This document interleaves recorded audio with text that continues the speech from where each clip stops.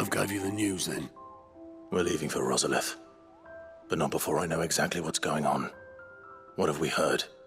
All sorts. Nobody was expecting the Dalmex to open up a new front against the Empire, least of all our friends in the provinces. Reports have been rolling in from all over the place, with no two saying the same thing. I've been passing them on to Vivian, in the hope she can make sense of them. If you're set on going, you'll want to talk to her. Understood.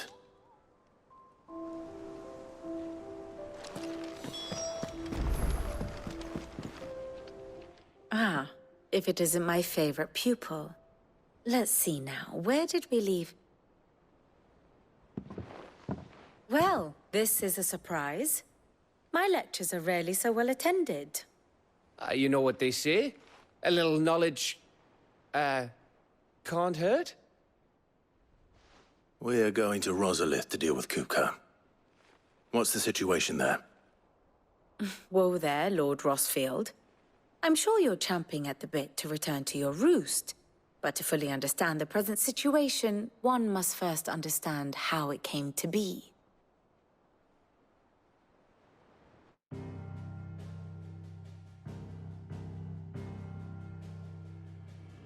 Let us begin with the story of Hugo Kupka, or the permanent economic advisor to the Dhalmekian government, to give him his formal title.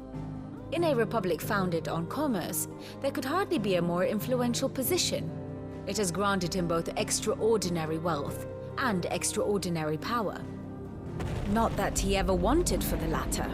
Being Titan's dominant, he is also Dhalmekia's last line of defense, a fact he has used to his considerable advantage.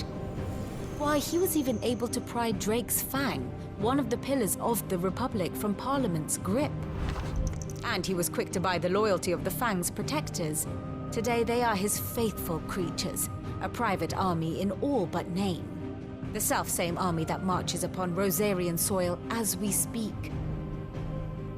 By which I mean Imperial soil, not that you need reminding of the fact.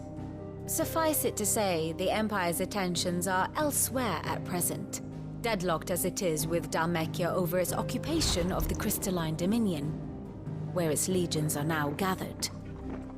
Scarcely a handful of garrisons remain to secure its western provinces, and half of them left after the fall of Drake's Breath. With the threat of the Ironblood thus diminished, they had little cause to fear a maritime invasion. And so today, only a token force guards the former duchy's shores, as Kupka was quick to descry. He landed his troops on the Rosarian coast without encountering so much as a single ship. All for you, Clive. He wants your head. And so he and his men advance upon Rosalith, not to capture the province, but to draw you out.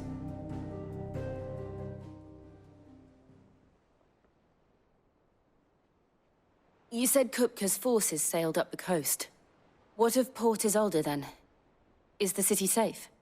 Quite, according to the Guardians of the Flame. The Dhalmekian fleet floated by without incident. But not without remark.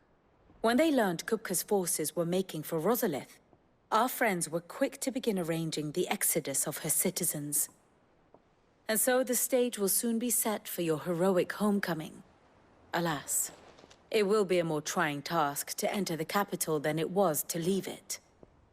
Hugo's men hold Buet Bridge, despite the Imperials' repeated attempts to wrest it back from their grasp. And they were careful not to repeat the Empire's mistake in neglecting their coastal defenses. The seas around Rosalith are firmly under Dhalmekian control.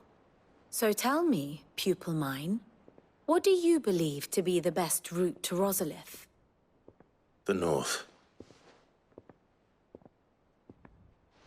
We cross the northern border near Phoenix Gate, then take the road through Stillwind down to the capital.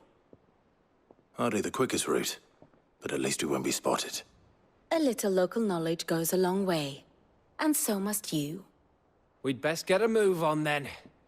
Oh, will you be going too? Aye. I've been waiting a long time to give that fucker a taste of his own medicine. I would have missed this for the world. All right. We should be on our way.